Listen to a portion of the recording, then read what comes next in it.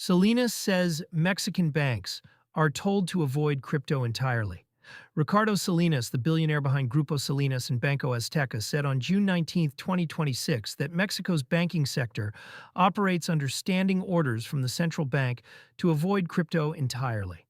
The claim was reported by CoinDesk, citing Salinas directly. He framed it as the reason banks in the country keep their distance from digital assets, even as demand grows. Salinas is not a neutral observer.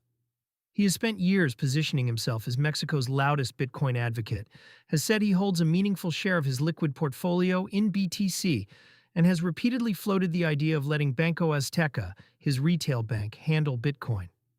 That history matters here. A bank owner who wants to offer crypto is describing a wall he says the regulator put up, a claim from inside the banking system, not outside it. Most complaints about banks avoiding crypto come from exchanges or startups locked out of the rails.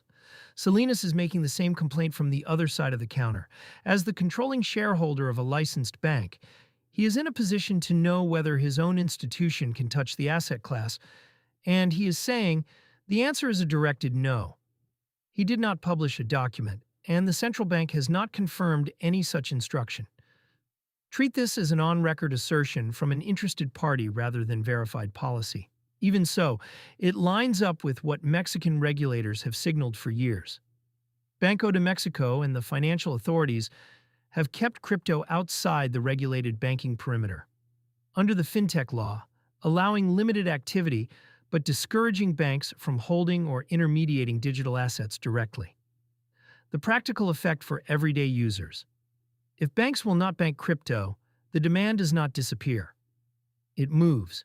In Mexico, that has meant a heavy reliance on exchanges, peer-to-peer markets, and dollar-pegged tokens for anyone who wants exposure or a way to spend it. Remittances are part of the story. Mexico receives more inbound remittances than almost any country on Earth, and a slice of that flow now moves through stablecoin rails that settle faster and cheaper than a traditional wire. When the local bank is a dead end for crypto, the card and the exchange wallet become the front door. That is the connection to spending.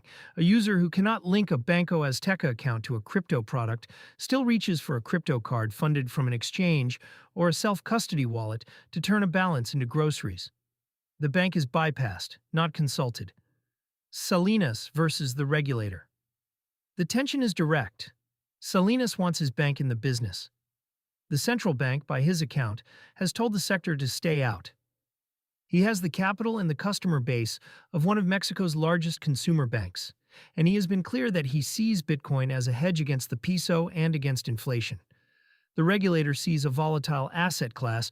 It would rather keep at arm's length from deposit-taking institutions. This is not unique to Mexico. Plenty of jurisdictions keep crypto and chartered banking separate by design, whether through guidance, capital rules, or informal pressure. The difference is that a sitting bank owner rarely says the quiet part on the record. Salinas did. His framing also doubles as marketing for his own thesis. If banks are blocked, the argument goes, then self-custody and direct ownership are the only honest options for Mexicans who want crypto. That is convenient for someone who holds a large Bitcoin position and wants company in the trade. It can be true and self-serving at the same time.